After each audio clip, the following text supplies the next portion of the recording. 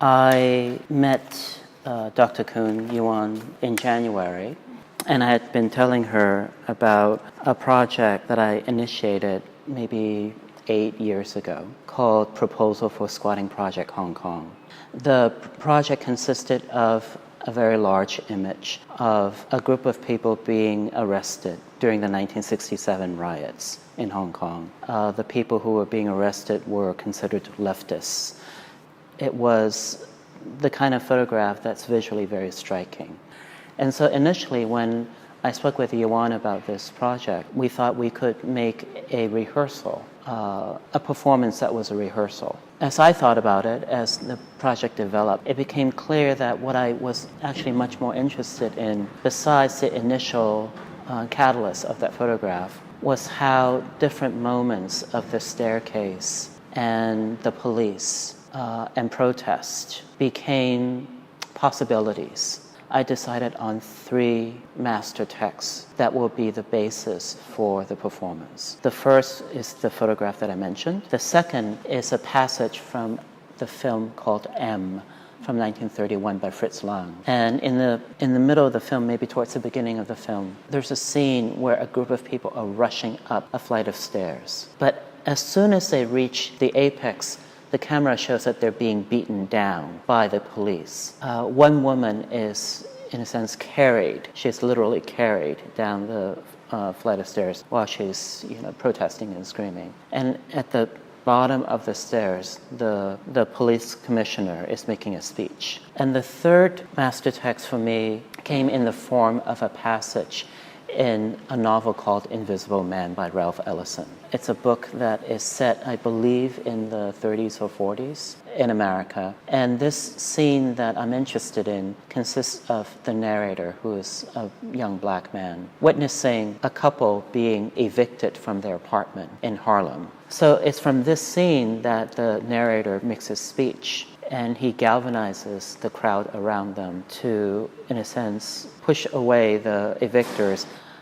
So the book Invisible Man is really an essay on the black experience and the violence of racism and white supremacy in the middle of the 20th century. And of course, what I'm saying is that a passage from a novel is a text, a photograph is a text, a scene from a movie is a text. So I'm really thinking about an intertextual idea of what could be a template or what could be a score. I've always known about the uprising here in 1980, but I became very interested in the texture of protest and the texture of how this particular moment was a moment that needed to be actively remembered. So I began to think about how I could activate the script, the master text that I was talking about.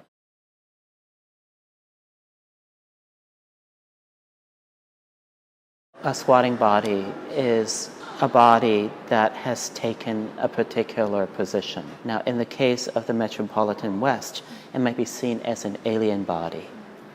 In Asia, it might be seen as a lowly body, or a body that is working in the public sphere, or it can be read as a body that is waiting, and thus subjected to the powers beyond itself. It's a subjugated body, a juridical body under the law. At the same time, a squatting body is a body that is in transformation. And by that I mean, it is a body that is making its own chair with its own body. And at any moment, it can just stand up and it is no longer squatting. It's a very particular type of fragility, which says something about the perception of the other, the feeling of the person who is squatting, the collectivity and the possibility of a group of squatting body.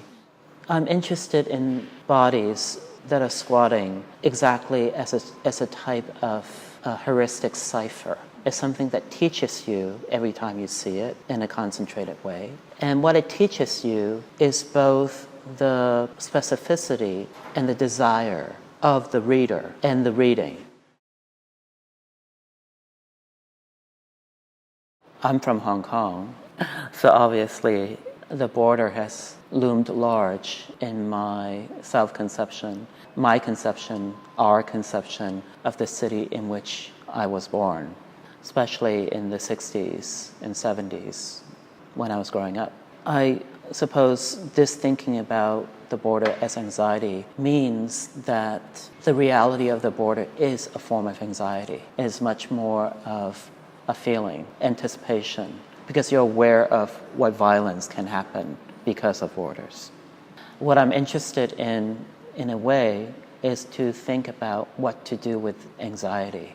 And that's what I think about in a lot of my work. Is it possible to use anxiety in such a way that it doesn't coalesce into or solidify into fear, that it doesn't become hardened as a form of violence? It's something brutal